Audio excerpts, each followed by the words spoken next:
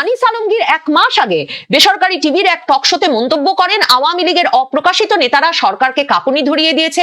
আসামি মেহের আফরোজ শাওন তার ভেরিফাইড ফেসবুকে এবছরের 26শে নভেম্বর লকার উদ্ধার ঘটনায় কটাক্ষ করে, মানে ওই যে শেখ হাসিনার লকার উদ্ধার করে যে কয়েকশো ভরি সোনা বের করে আনলো, সেই উদ্ধার ঘটনায় কটাক্ষ করে সরকার বিরোধী পোস্ট দেন। তিনি বলেন একেবারে তেলেসমাতি কারবার, মানে লকারের ওই সোনার গয়না দেখিয়ে সম্ভবত শাওন বলেছেন এটা একটা তেলেসমাতি কারবার, সেটা রাষ্ট্রবিরোধী ষড়যন্ত্র হিসেবে পুলিশ উল্লেখ করছে। এবং পুলিশ বলছে রিমান্ডের আবেদনে আসামি ইমতু রাতিশ ইমতিয়াজ তার ভেরিফাইড ফেসবুক আইডিতে লকার উদ্ধারকে এটাই সায়েন্স, এটা বলে কটাক্ষ করেছেন। বাংলাদেশের সিনিয়র সাংবাদিক এবং টকশোর পরিচিত মুখ আনিস আলমগীরকে ডিবি কার্যালয়ে রাতভর আটকে রাখবার পর সন্ত্রাস বিরোধী আইনে পুলিশ মামলা দিয়েছে এবং আদালতে গিয়ে তার জন্য তাকে জিজ্ঞাসাবাদের জন্য 7 দিনের রিমান্ড আবেদন করলে আদালত 5 দিনের রিমান্ডে পাঠিয়েছেন এই সিনিয়র সাংবাদিককে। এর আগে আনিস আলমগীর এবং অভিনেত্রী শাওন সহ 4 জনের বিরুদ্ধে থানায় একটা অভিযোগ দায়ের করা হয় সন্ত্রাস বিরোধী আইনে, এবং সেই আইনে করা মামলার প্রেক্ষিতেই আনিস আলমগীরকে গ্রেফতার দেখানো হয় রাতভর তাকে ডিবি কার্যালয়ে আটকে রাখার পর। রোববার সন্ধ্যা 7:30টার দিকে তিনি জিম থেকে ব্যায়াম করে বের হওয়ার পর ধানমন্ডি থেকে সাদা পোশাকে আনিস আলমগীরকে তুলে নিয়ে আসা হয়েছিল ডিবি কার্যালয়ে, এবং সেখান থেকেও তিনি যখন সাংবাদিকদের সঙ্গে এবং সংবাদ মাধ্যমের সঙ্গে ফোনে কিছুক্ষণ কথা বলতে পেরেছেন ওখানে যাওয়ার কিছুক্ষণ সময় পর্যন্ত, তখন পর্যন্ত তিনি জানিয়েছেন যে ডিবি কার্যালয়ে তাকে নিয়ে আসা হয়েছে কথা বলে যে ডিবি প্রধান তার সঙ্গে কিছু কথা বলতে চান এবং তিনি অপেক্ষা করছেন ডিবি প্রধানের সঙ্গে আলাপ করবার জন্য। এরপর দীর্ঘ সময়, মানে ঘন্টার পর ঘন্টা অতিবাহিত হয় এবং গভীর রাতের দিকে ডিবি প্রধান জানান যে তারা কথা বলছেন এই সিনিয়র সাংবাদিকের সঙ্গে, কিন্তু অনেক প্রশ্নেরই তিনি উত্তর দিতে পারছেন না সন্তোষজনক। কাজেই আপাতত রাতভর সারা রাত ডিবি কার্যালয়েই থাকতে হবে আনিস আলমগীরকে। স্পষ্ট হয়ে উঠছিল যে ওসমান হাদি শুক্রবার গুলিবিদ্ধ হবার পর থেকে এই যে টকশোতে ওসমান হাদি সহ 2024-এর জুলাই আগস্ট আন্দোলনের নেতৃত্ব দানকারী তরুণদেরকে একদল আওয়ামী বয়ান উৎপাদন করে হত্যাযোগ্য করে তুলছেন এমন একটা অভিযোগ হাজির করা হচ্ছিল আনিস আলমগীর সহ টকশোতে সক্রিয় সবাক একদল ব্যক্তির বিষয়ে, এবং নাম উল্লেখ করে রীতিমতো ফেসবুকে প্রচারণা চলছিল যে কেন তাদের বিরুদ্ধে ব্যবস্থা নেওয়া হচ্ছে না, যেটা মাথায় রেখে মানে এটা যে এক রকমের তুঙ্গে উঠছে সেটা আঁচ করতে পেরেই আনিস আলমগীর ডিবি কার্যালয়ে তাকে নিয়ে যাওয়ার কয়েক ঘন্টা আগে ফেসবুকে স্ট্যাটাস দিয়ে বলেন যে 2 জন ইউটিউবার সহ এই যে একটা সামাজিক যোগাযোগ মাধ্যমে রব উঠেছে যে তিনি হাদির মানে তার মানে একরকমের উদযাপন করতে নেহারি খেয়ে আনন্দ করেছেন, সেটা একটা ভুল পোস্ট, মানে সেই ছবিটা যেটা ছড়িয়ে দেওয়া হয়েছে সেটাই একটা ভুল পোস্ট। তিনি হাদি সম্পর্কে কখনো কিছু বলেন নাই, তিনি হাদিকে ব্যক্তিগতভাবে চেনেন না এবং তিনি হাদি সম্পর্কে কোনোদিন কোনো মন্তব্য করেন নাই।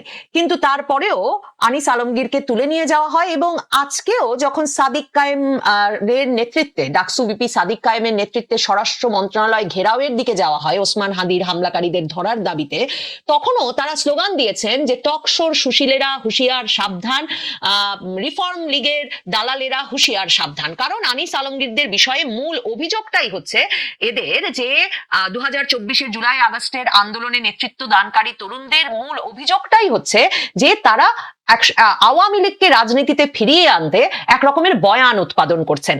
প্রথম আলোতে এই খবরটি দিচ্ছে যে আনিস আলমগীরকে যখন আজকে আদালতে তোলা হয়েছিল বিকাল 5:30টায়, তখন আনিস আলমগীর রিমান্ড শুনানিতে আদালতকে বলেন আমাকে যারা নির্দিষ্ট দলের গোলাম বানাতে চায় এটা তাদের সমস্যা, এবং আনিস আলমগীর বলেন মাননীয় আদালত, আমি সাংবাদিক, আমি ক্ষমতাকে প্রশ্ন করি, 2 যুগ ধরে আমি এটা করে এসেছি, আমার জব মানে আমার কাজ কারো কাছে নতজানু হওয়া নয়, আমাকে যারা নির্দিষ্ট দলের গোলাম বানাতে চায় এটা তাদের সমস্যা। আমার ফেসবুকে সব বক্তব্য দেই, এখানে অপ্রকাশিত নেই কোনো কিছু। আমি ইউনূসের বাড়ি আক্রমণের কথা বলেছি, কিন্তু কোন কারণে বলেছি? 32-এ আক্রমণ, এটা প্রতিহিংসার রাজনীতি, এটা ফিরে আসবে সেটা বলেছি। জুলাইয়ের স্পিরিট কিভাবে বাড়বে আমরা সেটা বলেছি। এখানে আমার ভুল কি হয়েছে আমি জানি না, আমার সঙ্গে কারো যোগসূত্র নেই। ডক্টর ইউনূস যদি চায় সারা বাংলাদেশকে কারাগার বানাতে পারে। এই রকম একটা কড়া বক্তব্য তিনি খোলা আদালতে দিয়েছেন এবং সাংবাদিকদের সূত্রে সে কথা বেরিয়ে এসেছে বটে, কিন্তু আদালত কিন্তু তার 5 দিনের রিমান্ড মঞ্জুর করেছে এবং সন্ত্রাস বিরোধী আইনের মতো একটা শক্ত আইনে, যে আইনে এর আগেও মানে গত কয়েক মাস ধরে এই প্রবণতা দেখা যাচ্ছে যে বিশ্ববিদ্যালয় শিক্ষক, সাংবাদিক, মুক্তিযোদ্ধা বিভিন্ন জনকে, সাবেক সচিব বিভিন্ন জন তারা টকশোতে কথা বলেন, তারা তাদের তাদের মতামত প্রকাশ করছেন। এ কারণে বিভিন্নভাবে বিভিন্ন জায়গা থেকে তাদেরকে তুলে এনে এই সন্ত্রাস বিরোধী আইনে মামলা দেওয়ার ঘটনা ঘটেছে। এর আগে সাংবাদিক মঞ্জুরুল আলম পান্না জেল খেটে এসেছেন, ঢাকা বিশ্ববিদ্যালয়ের শিক্ষক হাফিজুর রহমান কার্জন জেল খেটেছেন, এবং মঞ্চ ৭১-এর সভায় যোগ দেওয়ার সূত্রে এখনো জেলে আছেন সন্ত্রাস বিরোধী আইনে সাবেক সচিব আবু আলম শহীদ খান, যিনিও কিনা টকশোতে অত্যন্ত সবাক ছিলেন। আর কি মামলাটা যে দেওয়া হয়েছে আনিস আলমগীরকে, যে মামলায় রাতভর ডিবি কার্যালয়ে আটকে রাখার পর অবশেষে তাকে গ্রেফতার দেখানো হলো, সেই মামলাটি রোববার মাঝরাত পেরিয়ে যাওয়ার পর দায়ের করেছেন জুলাই রেভলিউশনারি অ্যালায়েন্স নামে একটি সংগঠনের সদস্য আরিয়ান আহমেদ। তিনি এই আরিয়ান আহমেদ আনিস আলমগীর সহ 4 জনের বিরুদ্ধে রাষ্ট্রের স্থিতিশীলতা নষ্টের ষড়যন্ত্র এবং নিষিদ্ধ সংগঠনকে উস্কে দেওয়ার অভিযোগ আনেন। তিনি উত্তরা পশ্চিম থানায় মাঝরাতের পরে, মানে তখন কিন্তু অনেক ঘন্টা এরই মধ্যে পার হয়ে গেছে যে আনিস আলমগীরকে ডিবি কার্যালয়ে রাখা হয়েছে, এবং নিশ্চয়ই পুলিশ তখন ভাবছিল যে কোন মামলায় আনিস আলমগীরকে, যে তিনি নাকি হাদি গুলিবিদ্ধ হওয়ার পরে নেহারি খেয়েছেন এমন অভিযোগে, কিংবা তিনি টকশোতে আওয়ামী বয়ান উৎপাদন করছেন, এই অভিযোগটাকে, মানে এই অভিযোগের ভিত্তিতে কোন মামলায় গ্রেফতার দেখাবে। পুলিশ যখন সেই মামলা খুঁজে বেড়াচ্ছে, তখন থানায় গিয়ে হাজির হন জুলাই রেভলিউশনারি অ্যালায়েন্স নামের সংগঠনের সদস্য আরিয়ান আহমেদ, এবং তিনি উত্তরা পশ্চিম থানায় সন্ত্রাস বিরোধী আইনের আওতায় অভিযোগ দেন। এই অভিযোগই মামলা হিসেবে নথিভুক্ত করার তথ্য দিচ্ছে পুলিশ। আনিস আলমগীর ছাড়া আরো যে 3 জনকে আসামি করেছেন এই জুলাই রেভলিউশনারি অ্যালায়েন্সের সদস্য আরিয়ান আহমেদ, তারা হচ্ছেন অভিনেত্রী মেহের আফরোজ শাওন, মারিয়া কিসপোট্টা যিনি একজন ফ্যাশন মডেল, এবং উপস্থাপক ইমতু রাতিশ ইমতিয়াজ। এই 3 জনের সঙ্গে আনিস আলমগীরের কি সম্পর্ক, তারা কি করে এই রাষ্ট্রের স্থিতিশীলতা নষ্টের ষড়যন্ত্র বা নিষিদ্ধ সংগঠনকে উস্কে দিচ্ছিলেন, সে বিষয়ে মামলার বিবরণটিতে বলা হয়েছে। খুব গুরুত্বের সঙ্গে এই মামলার বিবরণটি মনোযোগের সঙ্গে শোনা আবশ্যক। সেই মামলার বিবরণে বলা হয়েছে, বৈষম্য বিরোধী ছাত্র আন্দোলনের ফলে ফ্যাসিস্ট শেখ হাসিনা দেশত্যাগ করে, কিন্তু তার অনুসারীরা দেশের মধ্যে বিভিন্ন কৌশলে ঘাপটি মেরে অবস্থান করে দেশ অস্থিতিশীল ও রাষ্ট্রের অবকাঠামোকে ধ্বংস করার লক্ষ্যে রাষ্ট্রবিরোধী অপরাধ সংগঠনের ষড়যন্ত্র করে এসেছে। আসামিরা মানে আনিস আলমগীর, অভিনেত্রী শাওন, মডেল মারিয়া এবং উপস্থাপক ইমতু, তারা মিলে আগে থেকে আওয়ামী লীগের ছত্রছায়ায় রয়েছে। তারা গত বছরের 5ই আগস্টের পর থেকে সোশ্যাল মিডিয়া সহ বিভিন্ন টকশোতে নিষিদ্ধ সংগঠনকে ফিরিয়ে আনার জন্য প্রোপাগান্ডা ছড়িয়ে আসছে।